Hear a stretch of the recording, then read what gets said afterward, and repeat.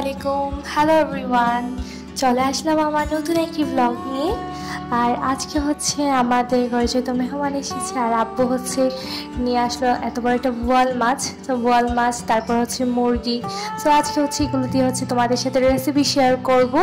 আর কি কি করলাম আজকে শুক্রবারে সব কিছু থাকছে আজকের ব্লগে। আর কি কি বানালাম কি কি করলাম সেটা ইম্পর্টেন্ট না। তো আম্মু হচ্ছে বোয়াল মাছটাকে কাটছিল, তখন হচ্ছে কারেন্ট চলে যায়। কিন্তু এটা যেহেতু আমাদের নিউ ফোন, আমার বড় আপুর নিউ মোবাইল এটা, সো নিউ ফোন, তার জন্য হচ্ছে ক্যামেরাটা অনেক ফ্রেশ আর ফোনটা অনেক হচ্ছে ভালো, পুরোপুরি মনে হয় আইফোনের ক্যামেরাটা অনেক সুন্দর, অনেক ফ্রেশ। সো এইটা দিয়ে হচ্ছে আজকে আমি নতুন ফোন নিউ ভিডিও আজকে তোমাদের সাথে আপলোড দিব আর তোমাদের সাথে শেয়ার করছি তার জন্য আজকে। আর এই যে বোয়াল মাছের কালারটা পুরো মনে হচ্ছিল যে হলুদ দিয়ে রেখেছে, এমনটা মনে হচ্ছিল।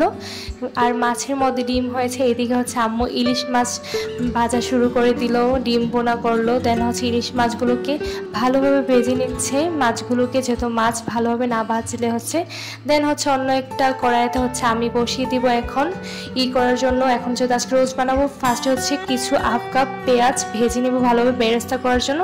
তারপর রেডি করে নেবো রসুন, পেঁয়াজ, টক দইটা আমি নিজের হাতে বানিয়েছি, লেবু আর দুধে লেবু একটু দিয়ে দিলেই হচ্ছে টক দই হয়ে যায় 10 মিনিটের মধ্যে। এটা আমার আরেকটা ব্লগে আমি শেয়ার করছি, তোমরা চাইলে দেখে নিতে পারো। আর রোস্টের জন্য হচ্ছে আমি একটা মুরগি নিয়েছি, 4টা লেগ পিস নিয়েছি, এগুলো ভেজে নিয়েছি। আর আজকে আমি ব্যবহার করবো রাঁধুনি রোস্ট মশলাটা। এইখানে পিছনে প্যাকেটের পেছনে কিন্তু লেখা আছে কিভাবে এটা রোস্টটা বানাতে হয়, কিভাবে উপকরণ কি কি লাগে। আর এইদিকে হচ্ছে আম্মু হচ্ছে পোলাওটা রান্না করছিল, দেখতেই পাচ্ছ। পোলাও হচ্ছে যখন হালকা পানি আছে দেন হচ্ছে আম্মু একটা তাওয়া নিচে দিয়ে দেয় যেন পোলাওটা লেগে না যায়। আর এইদিকে হচ্ছে রোস্টের জন্য আমি প্রথম হচ্ছে পেঁয়াজ হাফ কাপ ব্লেন্ডার করে নিলাম, তারপরে দিয়ে দিচ্ছি পরিমাণ মতো হাফ কাপ টক দই দিয়ে দিলাম। এটার মধ্যে ভালোভাবে নেড়ে রসুন, আদা বাটা, রসুন বাটা, জিরা বাটা দিয়ে নিব। তারপরে পরিমাণ মতো 1 প্যাকেট মশলা আমি এখানে দিব, রোস্টের রাঁধুনি মশলাটা, যেটা আমি একটু আগে তোমাদেরকে দেখালাম। আমি কোন ব্র্যান্ড ইউজ করছি, কোন রাঁধুনি মশলাটা ইউজ করছি সেটা আমি দেখিয়ে দিলাম এই মাত্র। দেন হচ্ছে পুরোপুরি মিক্সটা আমি ভালোভাবে নেড়ে ভালোভাবে মিক্স করে নিব। নাড়া হয়ে গেলে পরিমাণ মতো পানি দিয়ে এখানে দিয়ে দিব ভেজে রাখা আগে লেগ পিসগুলো, চিকেনের লেগ পিসগুলো আমি দিয়ে দিব এখানে। আমি লেগ পিস দিয়েছি হচ্ছে এখানে 4 থেকে 5টা লেগ পিস এখানে আমি দিয়েছি। এটা তোমরা 2টা মুরগি থেকে পেয়ে যাবা ভালো। আর এটা আমি ইউজ করেছি হচ্ছে দেশি মুরগি, এখানে দেওয়া হয়েছে। দেন হচ্ছে আমার সব কিছু আজকে শুক্রবারের আইটেম হচ্ছে রান্না করলাম। আম্মু কিছু রান্না করছে, আমিও কিছু রান্না করেছি, দুজন মিলেমিশে সবাই ঘরে মিলেমিশেই রান্না করেছি।